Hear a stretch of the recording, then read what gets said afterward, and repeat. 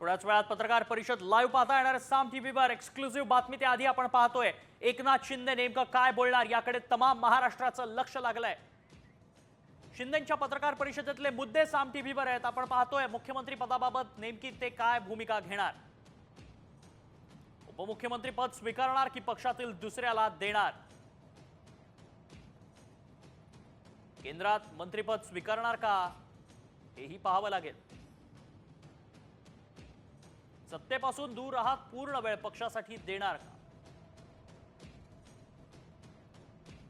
थेट सत्तेत सहभागी न होता बाहेरून पाठिंबा दिला जातो का। थेट जाऊयात आमच्या प्रतिनिधी वैदेही काणेकर सध्या संपर्कात आहेत। वैदेही, काय नेमकी भूमिका घेतली जाऊ शकते, शिंदे काय कोणत्या तयारीत आहेत? नक्कीच आपण बघतोय की एकनाथ शिंदे आहे ते अत्यंत महत्वाची भूमिका घेणार असल्याची माहिती बोलली जात आहे। आपण बघतोय की पत्रकारांची गर्दी आहे, मात्र अद्यापही आतमध्ये घेतलेलं नाहीये।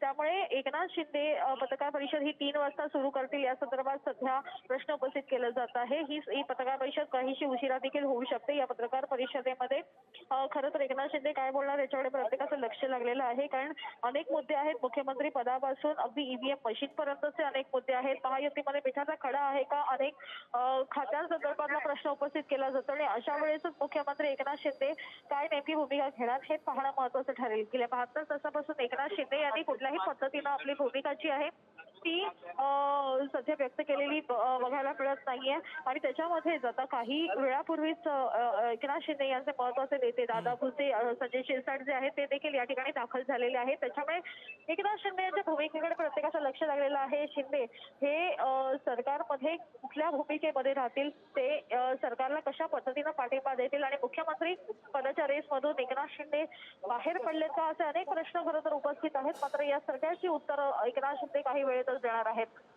नक्कीच, पण वैदेही, उपमुख्यमंत्री पद स्वीकारणार की केंद्रात मंत्रीपद त्यांना मिळणार याबाबत देखील चर्चा सुरू आहे, त्याबाबत काही माहिती मिळाली आहे?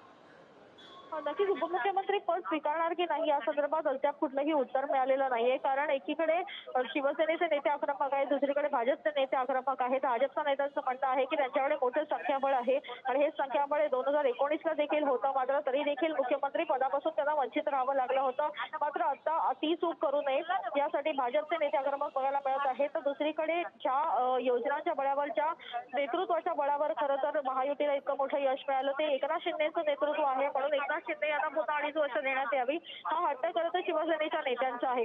त्याच्यामुळे एकूण जर बघितलं तर दोन्हीकडचे नेते आक्रमक आहेत। मुख्यमंत्री पदासाठी आपला नेता, आपला चेहरा असावा यासाठी खरं तर ही रस्सीखेच सुरू असलेलं बघायला मिळत आहे। मात्र सगळं काही ऑलवेल राहावं ही भूमिका खरं तर वरिष्ठ नेत्यांची आहे आणि अशा वेळेस कशा पद्धतीनं आपण निर्णय घेणं अपेक्षित आहे हे खरं तर तीनही नेते एकत्र मिळून ठरवतील। मात्र मुख्यमंत्री पद हे कोणाकडे जाईल याबद्दल कोणीही नेता स्पष्टपणे वक्तव्य करताना दिसून येत नाहीये, कारण कुठल्याही पद्धतीनं युतीमध्ये तेढ आहे ही भूमिका दिसून येऊ नये यासाठीची ही त्यांची भूमिका आहे। केंद्रीय नेतृत्व स्वतः या ठिकाणी उपस्थित राहून या संदर्भातला निर्णय घेणार आहे। त्याच्यामुळे तत्पूर्वी कोणीही काही बोलू नये, जेणेकरून महायुतीमध्ये तेढ निर्माण होईल आणि एकमेकांच्या विरोधात आमदार उभे राहतील, अशा पद्धतीचं वक्तव्य होऊ नये अशी भूमिका त्यांची आहे। त्यामुळे मुख्यमंत्री पदाबद्दल एकनाथ शिंदे काय नेमकं बोलतील हे पाहणं महत्त्वाचं ठरेल। मात्र इतरही अनेक विषय आहेत या संदर्भात एकनाथ शिंदे प्रामुख्यानं आक्रमकतेने बोलू शकतील असं देखील म्हटलं जात आहे। अगदी वैदेही, आपण पाहिलं तर 2 दिवसांपासून शिंदेंकडनं तशी कोणतीही प्रतिक्रिया आलेली नाही ना, त्यांच्या आमदारांनी थेट कुठल्याही संदर्भातलं वक्तव्य केलं, मात्र इच्छा बोलून दाखवली होती की शिंदेच पुन्हा मुख्यमंत्री व्हावेत, अशा पद्धतीचं वक्तव्य त्यांच्याकडनं होताना पाहायला मिळतंय। थेट वैदेही, तुम्हाला थोडंसं थांबवतोय, उदय सामंत बोलतायत थेट